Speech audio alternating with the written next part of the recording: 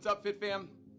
So, new month coming up, which means we got a new strength club workout, so that's what we're going to talk about here today. So, you guys know the drill. We got our templates set up.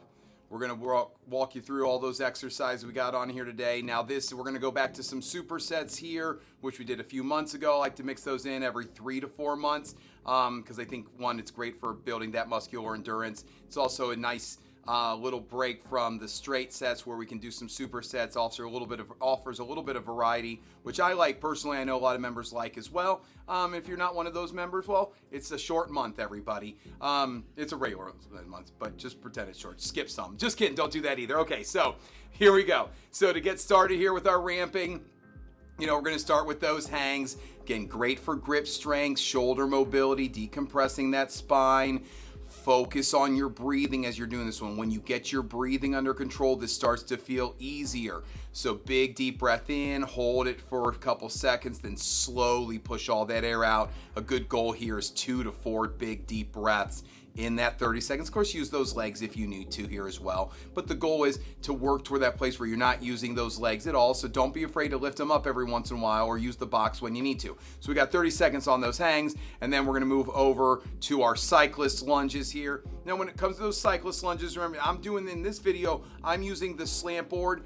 The closer to the floor that board is, the more challenging these cyclist lunges are going to be. If you're new to this or you're have some knee issues at all or not quite sure, start with one of the higher boxes. The higher you get the leg, the easier it's going to be to get that full range of motion. But notice how I'm not just going straight down. I'm pushing that knee out over my toes, and then I'm lowering myself because that's the only way to push them forward. So I'm not thinking go down, I'm thinking push forward, trying to get my thigh to touch my calf so there's no daylight behind that knee here on that rep. So we'll get 30 seconds on one side, we'll go to the other side, we'll get 30 seconds on the other side. So 2 sets of those hangs. Then we're gonna move on to our next 2 exercises here. So for this one, we're gonna go out to the blue floor and we're gonna start with our body saws here. So remember, we got the sliders on those feet, wall up those abs here, glutes are squeezed, ribs are tucked, tailbone tucked. Start with the small range of motion because you're just gonna be pushing yourself away from your elbows, right? You're pushing those elbows into the floor to push yourself back, I should say, away from those hands. This is gonna be a lot of work for that low back and abs. So if you need to at any point, you take those knees down to the floor, just, hold that plank. But again, start with the smaller range of motion as you get a couple reps and see what you can do here. But a lot like those rollouts, if you haven't done these in a while, you're going to be feeling these if you stress yourself out too much with them. So make sure that you are modifying to make sure you get a good solid 30 seconds, okay? We're going to match this one up with our half kneeling halo. So we'll grab a kettlebell or dumbbell here. Doesn't matter which one you want to use. We're going to squeeze that back glute, ear over the shoulder, hip and knee. Notice how Coach T is taking that kettlebell over her shoulder, then letting it hang nice and low. This is where she's going to get that stretch through those lats here. Abs walled up nice and tight. We're not letting our bodies sway at all. This is where we're going to get those glutes and those abs working for us here to build some of that strength so they really learn how to bind there. So in some of these heavier exercises, we know that the core is not going to be an issue. So going side to side here, we'll get a set in on one knee. The second set we'll get in on the other knee. So 2 sets of the body saws, 1 set on each side on those halos. So we got our ramping done. Everybody's warmed up, and now we're going to move on to some total body and power here. So what we have here, we're going to start with our chin-ups this month. Now, I know these are tough, and they are really tough at the end of a workout. So now we're going to move them to near the beginning of the workout, and you're going to notice a difference here. You should feel stronger, not a lot stronger maybe, but depends on what you're feeling there. So it's like they're still going to be tough, but don't think that this is going to feel the same as when you're doing them at the end of a workout. So this is where you can maybe use less bands or add some weight if you felt like you were doing well with your body weight negatives. We're still going for just 3 to 5 reps here, about 3 to 5 seconds on the way down, nice and slow. And those of you who have done this already, you know how it's going to feel to stress those lats this way. So remember, start with 3, see how you're feeling. If you feel like you can do a 4th or a 5th, but in that first week or 2, don't force those extra reps. But I think by the end of the month, you should be able to get 5 good solid negatives in there. We're going to pair this up with our kettlebell swing. So nice, simple combination here. We're hopping right off that bar. We're going to head over that kettlebell. Now you can work those dead stop swings here, hiking that kettlebell each time, driving through those heels. Remember, we want to get tall here. We're exploding through the floor. Squeeze those glutes as you get to the top of that swing. And again, I like to cue to stop at your belly button because that's where you're really going to get those hands and arms to stop at that shoulder height. We don't want them going above the shoulder here. And then if you want, you can do the repetitions. So it's either 5 dead stops or 10 repetitions here. Here you can see where Tia's playing chicken with that bell, trying to wait to get those hips out of the way. So 10 repetitions or 5 dead stops. Now again, this is a place where you don't have to go real heavy. We're using this exercise to get warmed up and get all those muscles firing. So use a weight that you can do and feel relaxed as you're working those swings. So we're going to get a couple sets of the chin up negatives and then those swings. Then we're going to move on to our supersets. So for our supersets, now a superset for us is 2 exercises done back to back with as little rest in between as possible. We typically do them as complementary exercises. So what that means is the first exercise, we're going to work a muscle group. The second exercise is typically going to work that same muscle group or that muscle group and some other muscles around it. So we're going to go heavy on that first exercise, and then we'll adjust the weight for that second exercise here. And you want to do them, like I said, back to back, as little rest in between as possible. Then you're going to rest between supersets. So the first one is our alternating incline bench press. So again here, we got both arms are going to be up. One arm's working, pulling down and pressing up. That other arm is staying nice and rigid. So we're going to alternate them here. What's really important is as you're pulling one arm down, make sure that other arm is reaching for the ceiling, staying nice and rigid, because if you soften that elbow, that's where it gets easier to get pulled down to the other side as you're working these. Take your time here. Now again, this is 8 reps on each arm. So this is going to be taxing, and that's okay. Challenge yourself with the weight. Once you get done with those 8 reps, now, if you can do 9 or 10, you can do those 9 or 10. That just lets you know you need to go heavier because we're really going to focus on that 8 rep weight this month. When you get done with these, check how you're feeling. We're moving over to the blue 4 for our side crawls.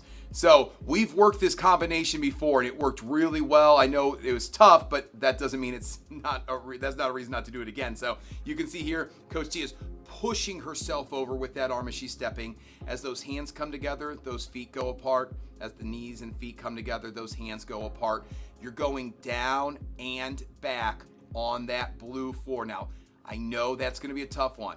If you need to, you cut down to just the one way down, but don't be afraid to challenge yourself. You can always go down to your knees, take a couple deep breaths, and come back up when you're ready here. And if you feel like this is a little too easy now because you've gotten stronger, you can add that weight vest to make that crawl just a little bit heavier here as well. So 8 on each arm on the presses, and then down and back on those side crawls. The second superset that we're going to be working on here, we got our deadlift to get started. So again, you can go trap bar, kettlebell, straight bar, whatever you want to work. I prefer the trap bar. There's a couple reasons why. One, you can see how Matt here is able to stay nice or in line with those hands and shins, which means that that bar, that weight is as close to his center of gravity as it can be, which is less work for his lower back.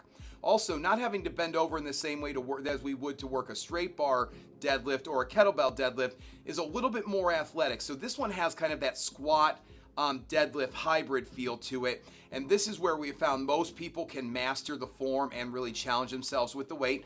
But of course, if you do prefer that straight bar or those kettlebells, either way's fine. Really focus on taking the slack out of that bar or that kettlebell. We're not trying to jerk these weights up. We're thinking control as you drive through. One of the cues that Matt usually would like to use with members is think about pushing the floor away from you and you're just holding that bar. And for some people that can really make a difference to think about driving through the floor with those legs. So we're going for 8 heavy reps there, and then we're moving over to the blue floor and we have our band slider lunges. So again, this is another one that our members love to hate. Or hate to love, I forget, but this one we're going to get tension in that band, so there's an anti-rotational aspect to this one. Outside foot's going to be on the slider, foot closest to the beam is planted on the floor here, sliding back, squeezing that back glute on the way down. Think about taking that knee down toward the floor here.